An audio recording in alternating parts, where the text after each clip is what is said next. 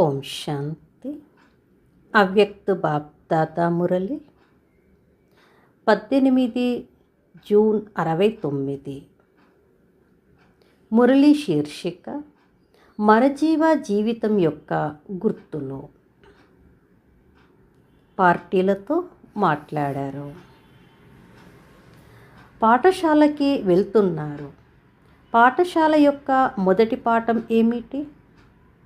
మిమ్మల్ని మీరు మరజీవాగా చేసుకోవటం. మరజీవ అంటే మీ దేహంతో, మిత్ర సంబంధీకులతో, పాత ప్రపంచంతో మరజీవ. ఈ మొదటి పాఠం పక్కా చేసుకున్నారా? సంస్కారాలతో మరజీవ అవ్వలేదు. ఎప్పుడైతే ఎవరైనా చనిపోతే వెనకటి జన్మ సంస్కారాలు కూడా సమాప్తం అయిపోతాయి. అలాగే ఇక్కడ కూడా పాత సంస్కారాలు ఎందుకు జ్ఞాపకం రావాలి? రెండవ జన్మ అయితే వెనకటి విషయాలు కూడా సమాప్తి అయిపోతాయి. మరజీవ అవ్వడం అనేది మొదటి పాఠం. దీనిని పక్కా చేసుకోవాలి.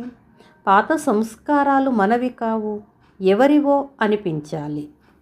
మొదట శూద్రులుగా ఉండేవారు, ఇప్పుడు బ్రాహ్మణులుగా అయ్యారు.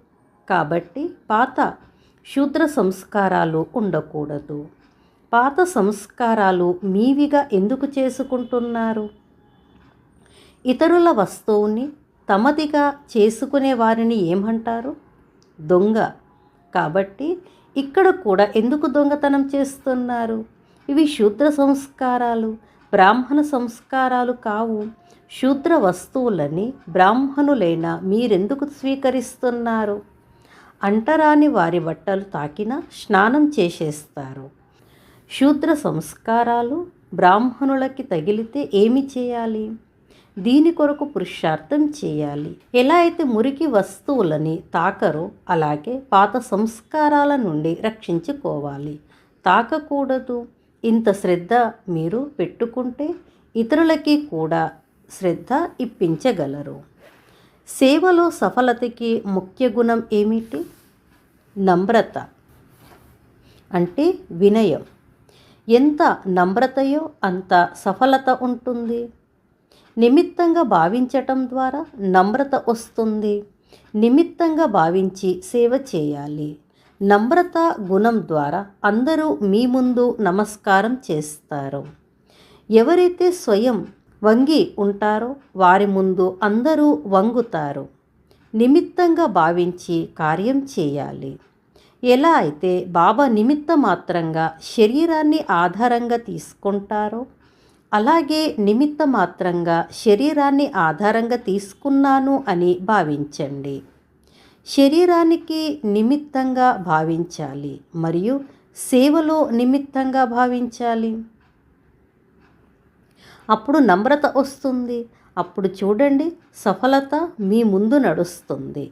ఎలా అయితే బాప్దాత కొద్ది సమయం దేహంలోకి వస్తున్నారో అలాగే దేహాన్ని నిమిత్త ఆధారంగా భావించండి. బాప్దాదాకి దేహంపై తగుల్పాటు ఉంటుందా? ఆధారం అని భావిస్తే ఆధీనం అవ్వరు. ఇప్పుడు దేహానికి ఆధీనం అవుతున్నారు, కానీ అప్పుడు దేహాన్ని ఆధీనం చేసుకుంటారు.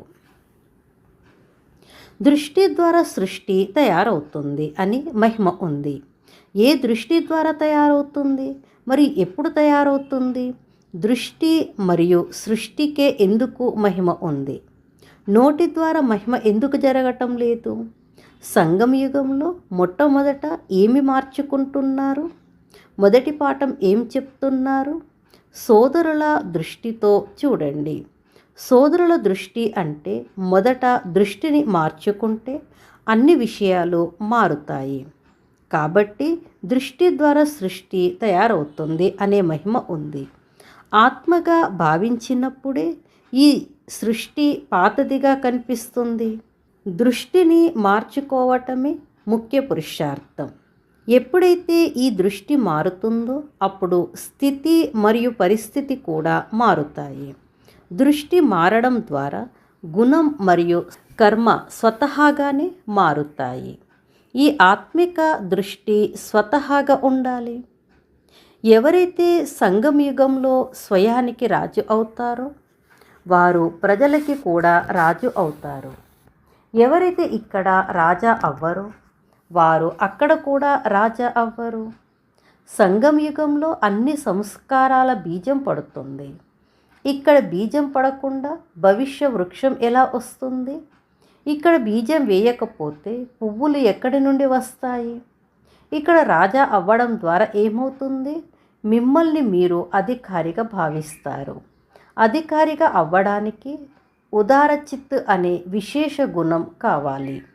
ఎంత ఉదారచిత్ అవుతారో అంత అధికారి అవుతారు.